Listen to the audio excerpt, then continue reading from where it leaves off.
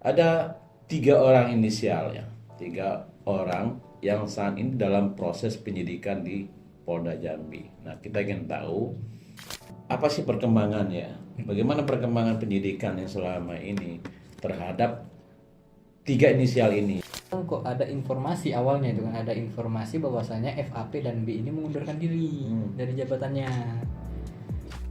Ini kan Ibaratnya tuh ya kasihan lah, masa tidak aja. mungkin.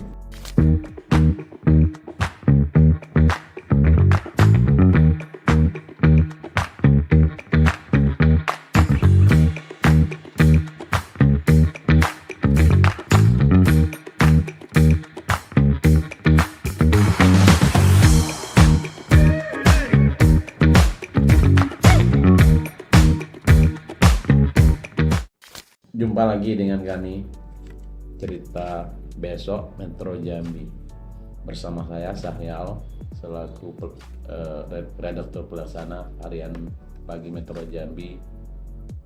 Di samping saya ada Iksan, reporter Metro Jambi di liputan pemerintahan Provinsi Jambi. Kemudian di samping kiri saya ada Agus Prianto yang wartawan liputan hukum ya, pengadilan, kejaksaan dan Polda Jambi. Nah, pada hari ini kita akan membahas sekaligus ingin tahu apa perkembangan kasus diakap SMK Provinsi Jambi. Kasus ini kan sudah bergulir ya beberapa bulan yang lalu, dan telah menetapkan 4 orang tersangka. Nah, 4 orang tersangka itu kini sudah masuk tahap penuntutan.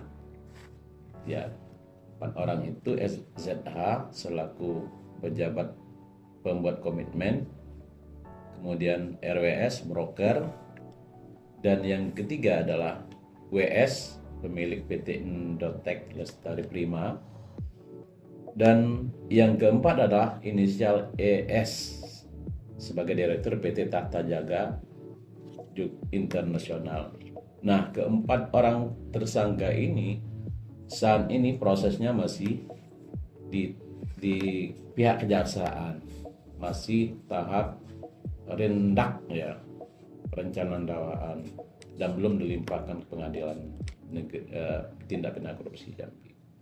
Nah, selain 4 orang ini ada 3 orang inisial ya, 3 orang yang saat ini dalam proses penyidikan di Polda Jambi. Nah, kita ingin tahu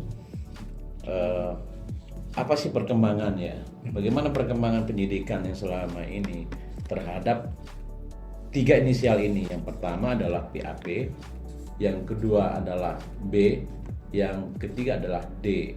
Nah, ini prosesnya masih di Polda Jambi ya. Nah, proses sejak dilimpahkan 4 orang tersangka ini, kemudian Polda Jambi mengeluarkan 3 nama ini. Nah, ini yang kita akan tagih ya. Kita tagih apa sih perkembangannya, bagaimana, apakah ketiga orang ini sudah tersangka atau sudah dipanggil untuk diperiksa. Mungkin Agus ya, mungkin liputan ngepost di Polda Jambi sedikit mungkin dengar kabar bagaimana perkembangan kasus ini di penyidikan Polda Jambi. Ya baik, untuk mengenai penyidikan, memang kemarin itu sempat waktu di lapangan itu beredar isu adanya pemanggilan sejumlah tiga petinggi di Provinsi Jambi ini. Itu setelah petinggi maksudnya ini mantan kadis tadi. Oh, teman PAP tadi dipanggil. Kemudian juga beredar kabar bahwa ditetapkan sebagai tersangka. Nah, kami mencoba mengkonfirmasi dari pihak polisian pada saat itu, dari pihak reserse kriminal khusus. Nah, yang menangani perkara ini ya. Yang menangani kasus ini kami hubungi. Nah, setelah kami hubungi, kami tanyakan bagaimana perkembangan untuk saat itu. Ia menjawab bahwa kasus itu memang ada pemanggilan terhadap 3 nama tadi. Nah, kemudian kami juga langsung menanyakan apakah ketiga nama itu ditetapkan sebagai tersangka. Kemudian dia mengatakan bahwa itu belum ditetapkan tersangka. Jadi statusnya masih Eh, sebagai terperiksa, terlapor. Nah, itu yang belum kami gali, Bu ya. Hmm. Nah, kemudian memang jarak antara komunikasi kami dengan jawaban yang terakhir menyatakan dia bukan tersangka, kami juga mencoba mendatangi pihak Kejati untuk menanyakan seperti apa nih kasus yang ini, apakah memang sudah tersangka atau sudah dilimpahkan. Nah, setelah kami tanya pihak Kejati, ternyata juga belum. Orang itu juga belum mendapatkan informasi tersebut. 3 orang itu belum ditetapkan sebagai Belum. tersangka. Nah, itulah muncul jawaban bahwa 3 tersebut belum menjadi tersangka.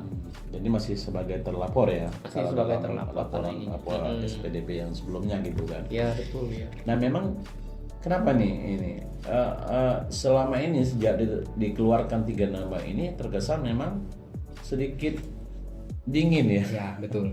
Sedikit dingin. Landai Sebenarnya, ibaratnya ya itu kan. seharusnya kan begitu 3 nama ini dikeluarkan ya kan, penyidik seharusnya lebih gesit ya kan. Betul, seharusnya kan Memanggil seperti itu. pihak-pihak yang mungkin yang atau yang pihak-pihak terkait Ya. dengan ini. Heeh. Nah, tapi sepertinya tidak kita dengarkan itu, mungkin bisa jadi ini kan silent mungkin. Tapi gimana? Nah, Gerakan diam-diam misalnya jadi kan. Ya kan Itu ya. masih dalam status terlapor gitu kan. Belum tersangka.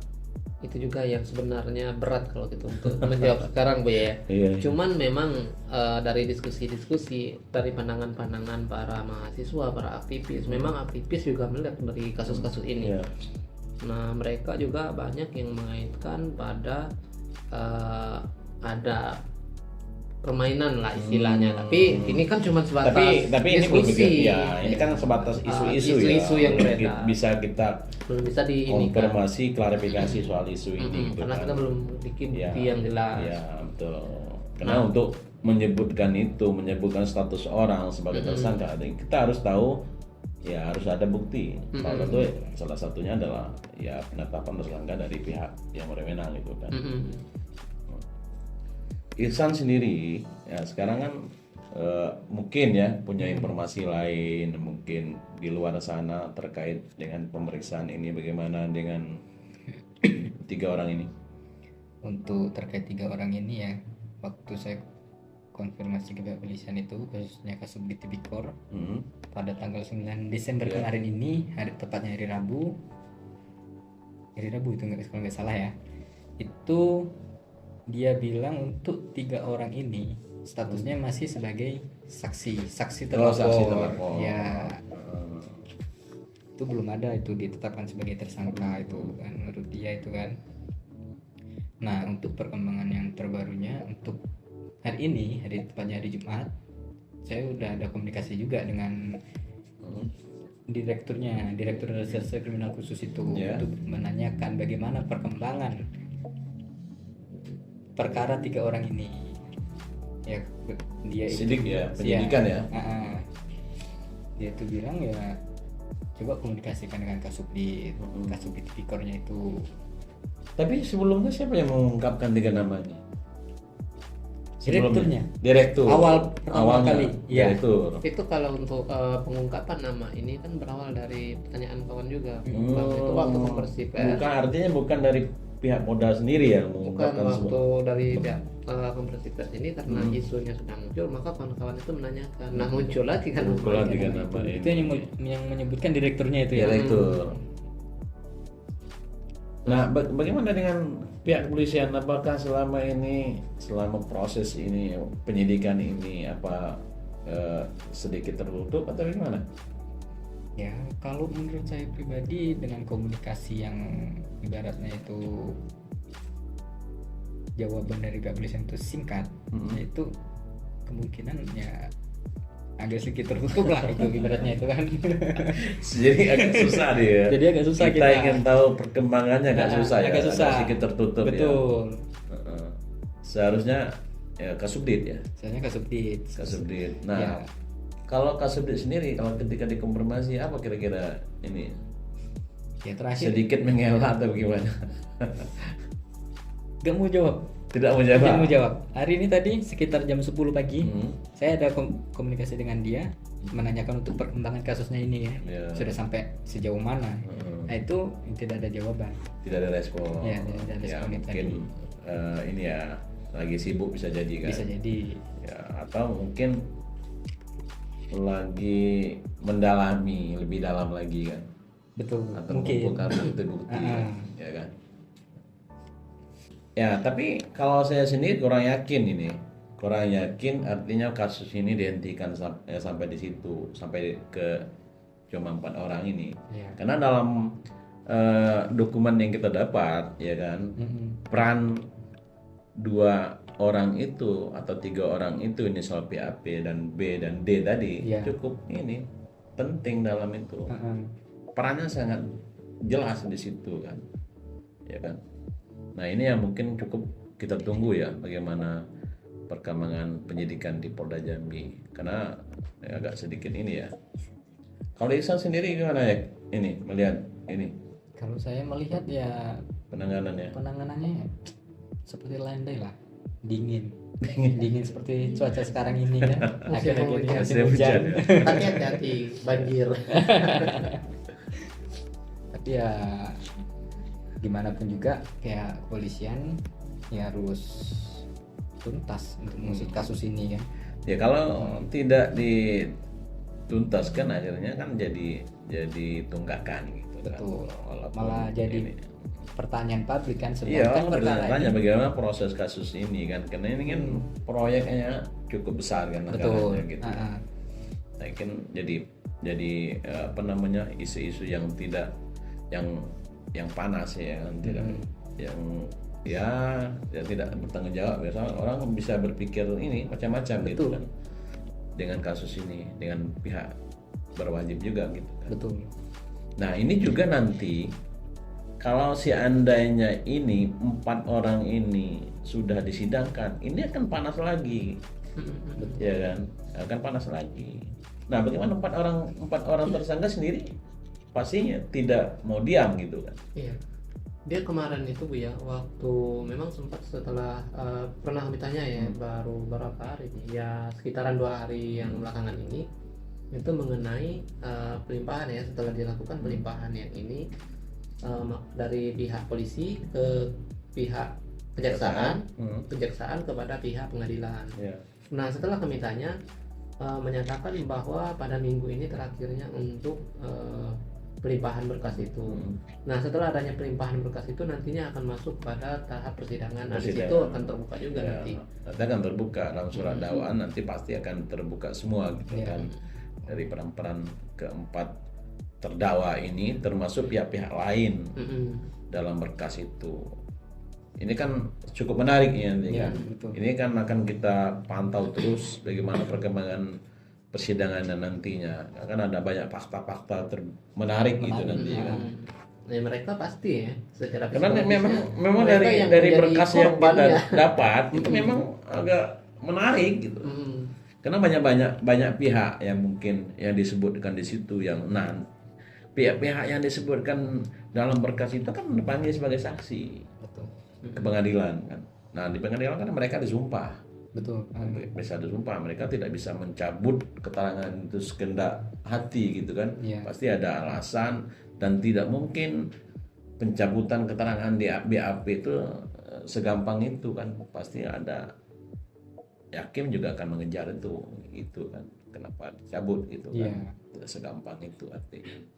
Nah ini akan kita pantau terus ya kan, kita ingin mengungkapkan sejauh mana nih keterlibatan pihak-pihak yang disebutkan ini. Apa ini sudah ada jadwal belum ya? Kalau untuk jadwal belum Bu ya, kemarin pas kami ini tanya cuman bahasanya minggu ini, tinggal follow up lagi. Tinggal follow up lagi ya. Kami akan follow up lagi kapan jadwalnya akan keluar nanti. Nah, saya kira ini agak menarik nih San. Ya. Soal 2 orang pejabat Provinsi Jambi yang terkait dengan yang disebut dalam kasus DAK SMK ini kan. Nah, satu berinisial PAP, satu berinisial B. Nah, kedua orang ini kan sudah mengundurkan diri. Ini cukup mengejutkan lah. Biasanya. Mengundurkan diri. Kok ada apa gitu kan? Ya. Kok sampai mengundurkan diri kan? Spekulasi kan banyak macam-macam lah yang muncul kan. Banyak Nah, bagaimana spekulasi. informasi di lapangan? Kalau informasi di lapangan ya banyak timbul spekulasi bahwasanya si FAP dan B mengundurkan diri ini ya karena dugaan terlibat kasus DAK itu tadi. Itu spekulasi yang beredar di lapangan. Ya, karena Jadi- semua orang pasti akan mengaitkan dengan kasus itu. Iya, karena ya itu tadi setelah proses ini naik ke tahap penyidikan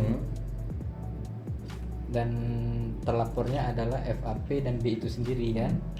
Nah, tidak lama berselang kok ada informasi awalnya itu kan, ada informasi bahwasanya FAP dan B ini mengundurkan diri dari jabatannya. Nah, setelah itu saya konfirmasi lah sama pihak terkait kan, bersama Pak Gubernur Jambi. Pak Gubernur Jambi ya membenarkan bahwasanya itu Mengundurkan diri. diri. Bahwasanya kalau Adi Fahrial itu memang sudah memasuki masa pensiun ya. Kalau Adi Fahrial itu kalau menurut Pak Gubernur dan SK-nya sudah keluar. Dan itulah Pak, kalau untuk Oh, artinya membantah soal mengundurkan diri terkait keterlibatan ini ya. iya, Karena dia murni, menurut gubernur murni mengundurkan diri karena akan masuk masa pensiun. betul. Dan itu sesuai dengan usianya saat ini gitu. Mungkin Sudah bisa jadi ini mau pensiun memang masa pensiun ya. bisa jadi itu. Tapi Bu ya, yang unik juga ya, kalau kita lihat dari luar ya, dari luar sana jarang ada nih yang setingkat kelas kadis Ya, tiba-tiba mengundurkan diri. ini agak aneh gitu Agak kan. aneh, Ya. silakan tentu yang akan menimbulkan pertanyaan-pertanyaan. Kebanyakan orang itu akan mencari jabatan, bukan melepaskan jabatan. Nah ini setelah dapat malah lepas jabatan, ya kan? Ini orang Jepang ini, keturunan Jepang. Keturunan Jepang. Takut ya, ya. Iya. Mungkin takut dosa. Hah? Takut dosa mungkin. Oh gitu. Bagaimana dengan inisial B juga? Kalau inisial B, informasi yang beredar di lapangan yaitu sudah pensiun dini, mengajukan permohonan pensiun dini terhitung sejak tanggal 1 Desember. 1 Desember. Kalau Fahrial Adi, Padahal Adi PAP tadi. WAP itu tadi ya itu yang belum dapat itu. Kalau menurut gubernur ya itu tadi sih, memang sudah masuki masa pensiun kan, Enggak, pengunduran diri, pengajuannya. pengajuannya Mm-mm. itu yang belum dapat informasinya itu. Tapi informasi-informasi ini kan perlu kita dalami lagi kan. Iya. Karena ya aneh saja gitu kan. Kan statusnya di Polda kan masih terlapor. masih terlapor itu.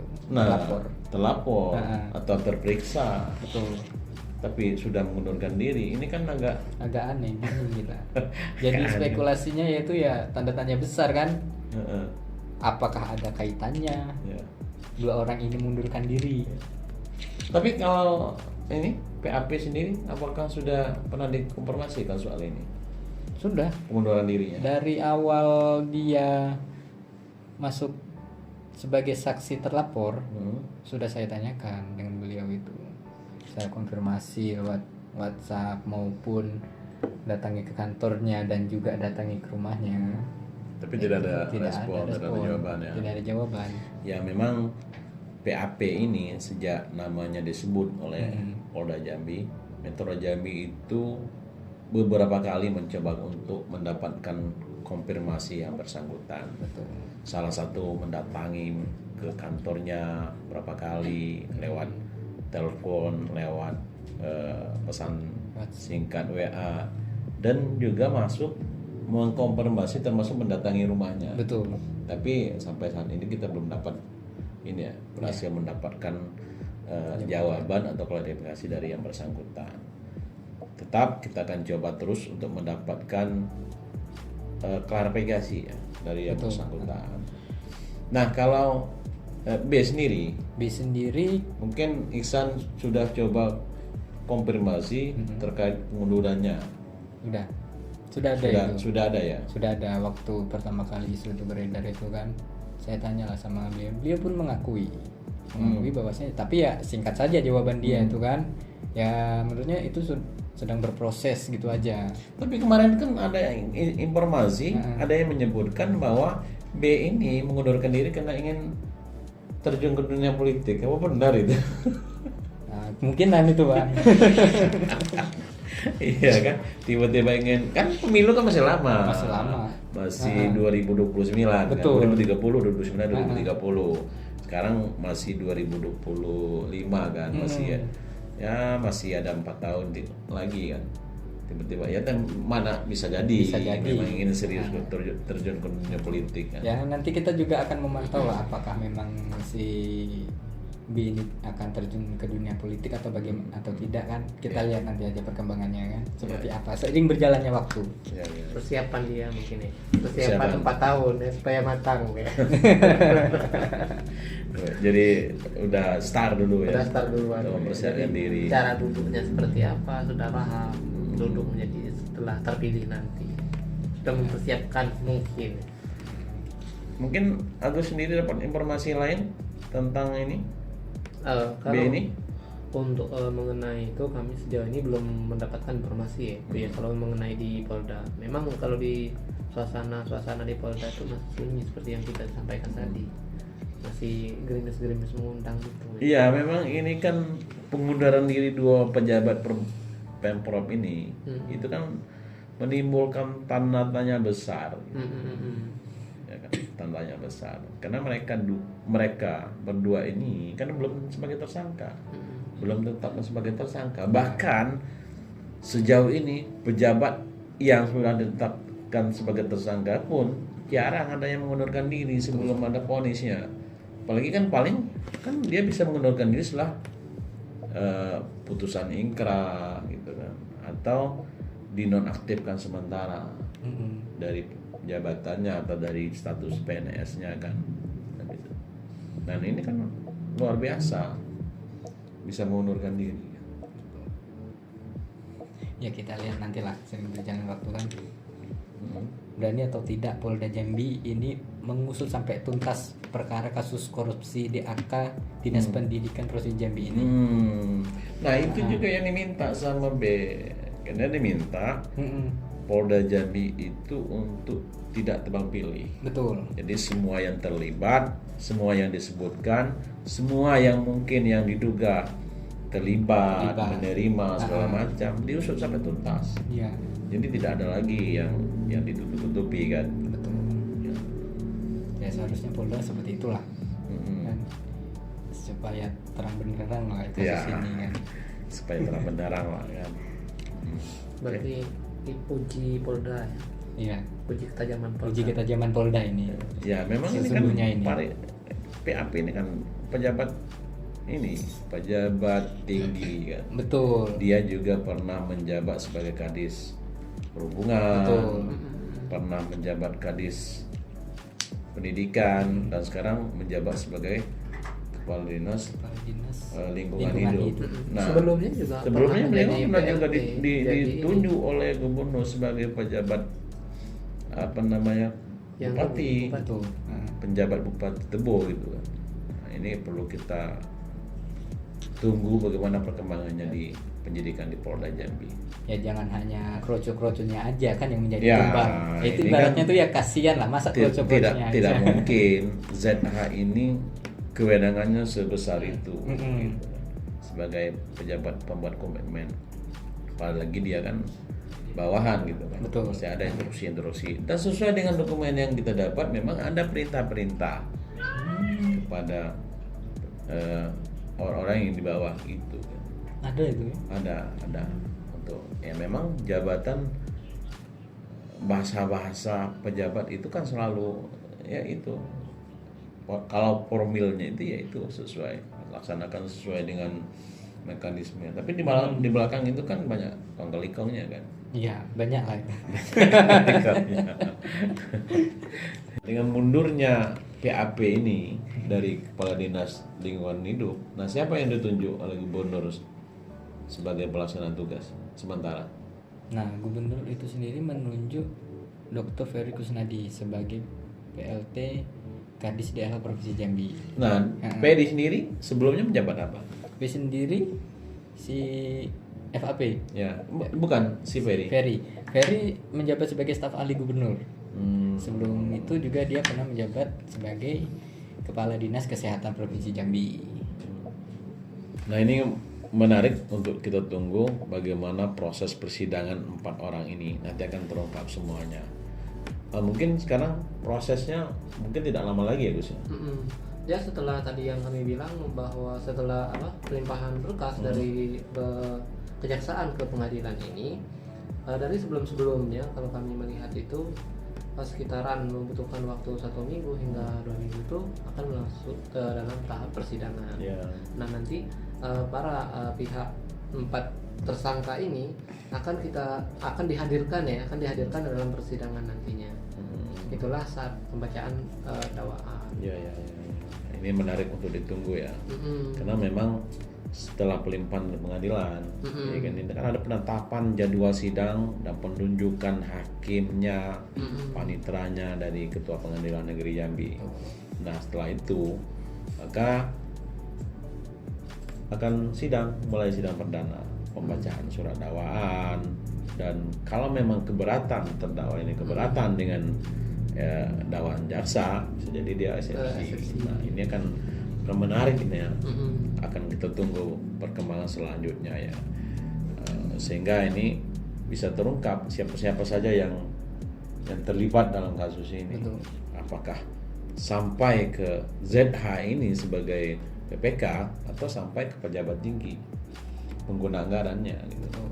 Nah ini akan kita tunggu perkembangannya. Ini sangat menarik ya. Tapi kalau kita lihat saat ini memang penanganan korupsi itu lagi masif gitu. Ya, KPK juga lagi gencar melakukan OTT gitu kan. Mudah-mudahan polisi juga punya semangat yang sama. Penyidik punya semangat yang sama.